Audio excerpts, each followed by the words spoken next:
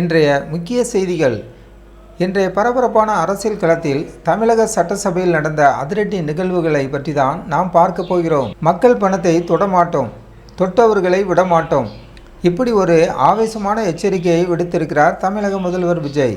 சட்டசபையில் என்ன நடந்தது, விவாதங்கள் எங்கே சென்றன, விரிவாக பார்ப்போம். கரூரின் ஆறாத வடு. சட்டசபை கூட்டத்தொடரில் ஆளுநர் உரைக்கு நன்றி தெரிவிக்கும் தீர்மானத்தின் மீது முதல்வர் விஜய் உரையாற்றினார். அப்போது அவர் கரூரில் 41 பேர் உயிரிழந்த துயர சம்பவத்தை குறிப்பிட்டு மிகவும் வேதனையோடு பேசினார். இந்த சம்பவம் என் மனதில் ஆறாத வடு என்று கூறியவர், அரசியல் நெருக்கடிகளுக்கு மத்தியிலும் தங்களை விமர்சித்தவர்களை கடுமையாக சாடினார். புதியவர்கள், புதிய மாற்றங்கள்.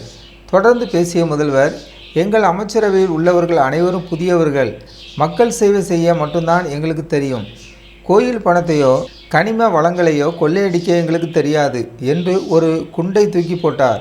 இது முன்னாள் ஆட்சியாளர்களை நோக்கி வீசப்பட்ட நேரடி படையாக பார்க்கப்படுகிறது. சட்டம் ஒழுங்கும் போதைப்பொருள் விவகாரமும்.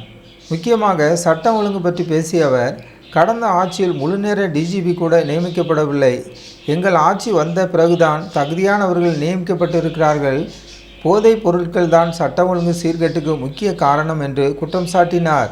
மேலும் டாஸ்மாக் மூலம் கட்சி நிதி வசூலித்து ஆட்சி நடத்தினார்கள், அதை நாங்கள் நிறுத்திவிட்டோம் என்று விஜய் கூறியதும் சபையில் திமுகவினர் கடும் எதிர்ப்பு தெரிவித்தனர். சபையில் நடந்த அமளி. விஜயின் இந்த பேச்சுக்கு எதிர்ப்பு தெரிவித்து திமுக எம்எல்ஏக்கள் பதில் பேச அனுமதி கோரினர். ஆனால் சபாநாயகர் அனுமதி மறுக்கவே வெளிநடப்பு செய்தனர். அமைச்சர் ஆதவ் மற்றும் ராஜ்மோகன் ஆகியோர் முதல்வர் குறிப்பிட்டது எந்த கட்சி என்று கேட்க சபையில் சிறிய அளவிலான விவாதங்களும் வார்த்தை பரிமாற்றங்களும் நடந்தன. இறுதியில் அவை குறிப்பில் இருந்து தேவையில்லாத வார்த்தைகள் நீக்கப்பட்டன.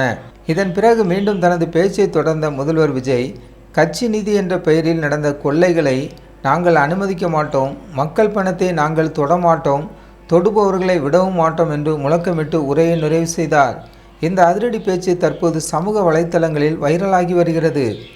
முதல்வர் இந்த அதிரடி பேச்சு தமிழக அரசியலில் எத்தகைய மாற்றத்தை ஏற்படுத்தும்? உங்கள் கருத்துக்களை கீழே கமெண்டில் சொல்லுங்கள். தொடர்ந்து செய்திகளை அறிய நமது ஜாய்ஸ் டிவி சேனலை சப்ஸ்கிரைப் செய்யுங்கள்.